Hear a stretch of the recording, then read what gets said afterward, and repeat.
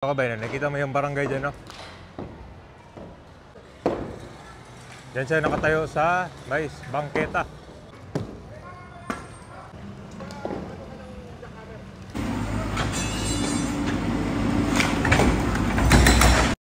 Iba talaga si Orme. Na-demolish na itong barangay hall dito sa Alonso Street, Santa Cruz, Manila. Alam niyo na itong barangay hall, nakatayo siya dito sa bangketa. So, dinimolish ito, seguridad at kapanatagan ng ating kababayan, lalo na sa mga estudyante. Tama po kayo, itong barangay hall ay nakatayo dito sa bangketa at sa gilid ng high school lang. So tara, alamin natin ngayon kung bakit ba ito natayo. Nandito tayo ngayon sa Santa Cruz, Manila, Alonso Street. Malapit lang to sa Recto Avenue, pagkalabas natin dyan. At itong nakikita nyo, ito po yung Arellano High School. Ayan, malaki yan dito. At ngayon ay merong ongoing demolition. Itong barangay na nakatayo dyan sa bangketa. So, makikita mo merong bangketa. So, dito yung daanan ng mga tao, lalo na mga estudyante, mga teacher. Dito yan, ang bangketa para safe. Kaya lang ang nangyari kasi dito, yung pagdaan mo dyan, merong building, may barangay na nakatayo. Kabayan, nakita mo yung barangay dyan, no? Diyan siya nakatayo, bangketa. Sinisimula na siyang demolish.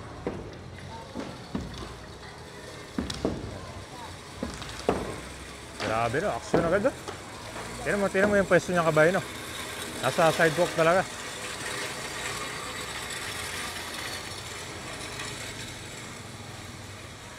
Diba, walang mandaanan yung tao dyan, no?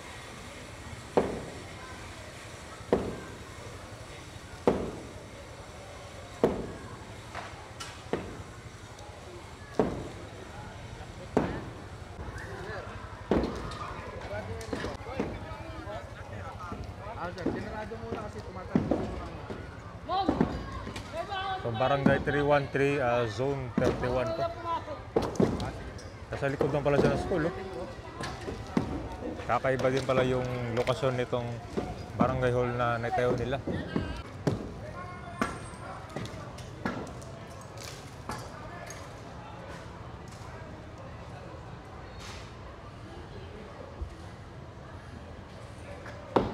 Barangay 313 Zone 3. Tayo na, mukhang malaki din yung nagastos ito. Sa, I think, mga 3rd floor. Malaki din pala, no? Kaya lang yung pwesto na talaga dito, nasa bangketa.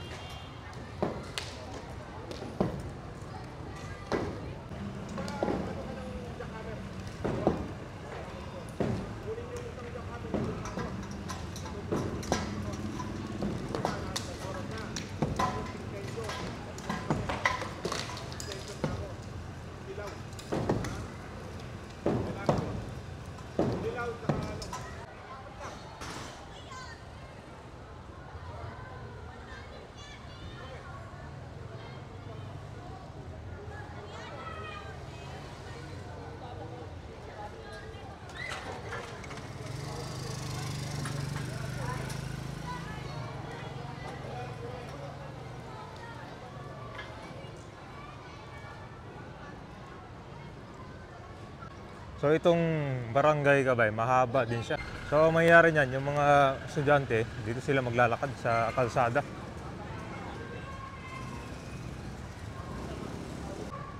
So itong gate pala dito sa baba, kabay, papasok na school, ano yun, sir? Parang parking? School pala to sa baba. Bali, tinayo yan, ano pa, wala pang eleksyon.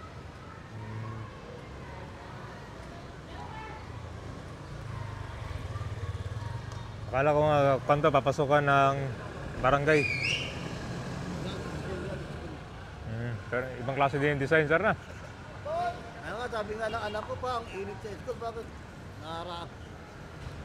Kasi no, hindi nila makikita yung view, no? Oo. Hindi nila makikita yung view, kabay, kapag mga estudyante, kasi ito lang yung makikita nila. Tapos hindi makapasok yung hangin kaya mainit. Wala na nga daw signal ng cellphone eh.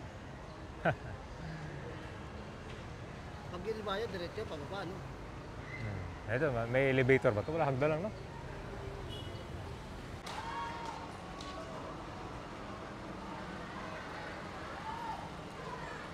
Ayan, no?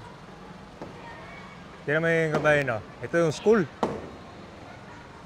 So, naharangan yung bintana. Hindi makapasok yung hangin, ha? Yung nga din na ayun sa natanong natin, yung nagre-reklamo yung kondito, mga estudyante. Oh, grabe yung pagkagawa, no? Parang siningit lang, oh. Ito, wala naman daan yung bangketa dyan, eh. Yung bangketa, oh. Paano ka makadaan dyan? So, imbis yung mga tao o estudyante maglalakad, tatawid sila dito sa kalsada. So, kanyan, delikado, di ba? Eh, nasa school pa naman to. Ano to? High school.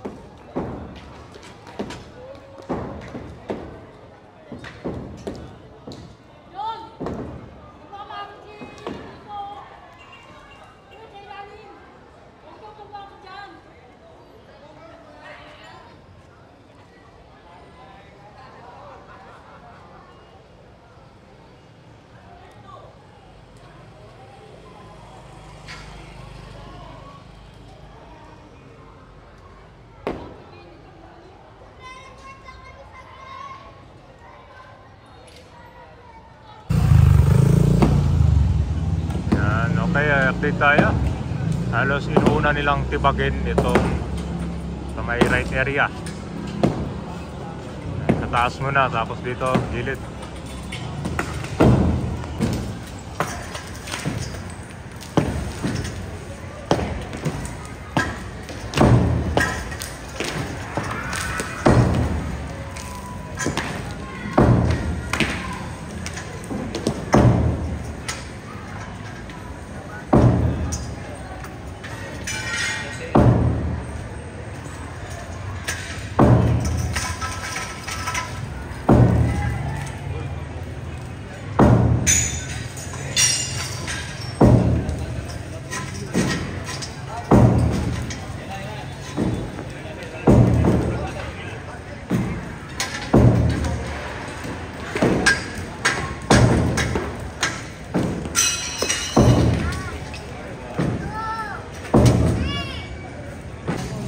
Babagsak na yan.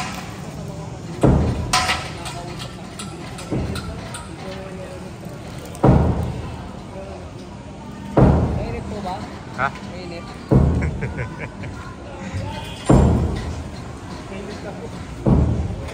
Ano, mainit yan. Nakakamp pa yung school. Oo nga po. Tapos yun nga, mainit. Gawa nga ng imbis na yung tapos. Kasi pintuan mapuntang school. Pintuan mapuntang school.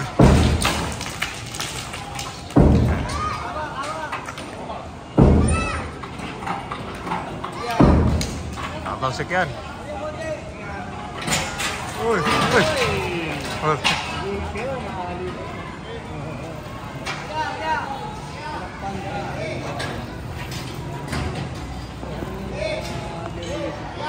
Bilbil. Ang gandahan yan, hindi naman pinakaman sa yung fire exit.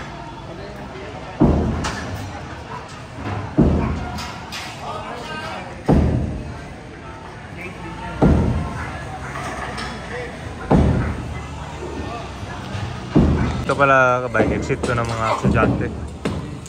Kaya pala, yung pasukan nila sir doon sa kabila. So dito sila maglabasan. Asan pala ng mga estudyante dito. Yung gate dyan.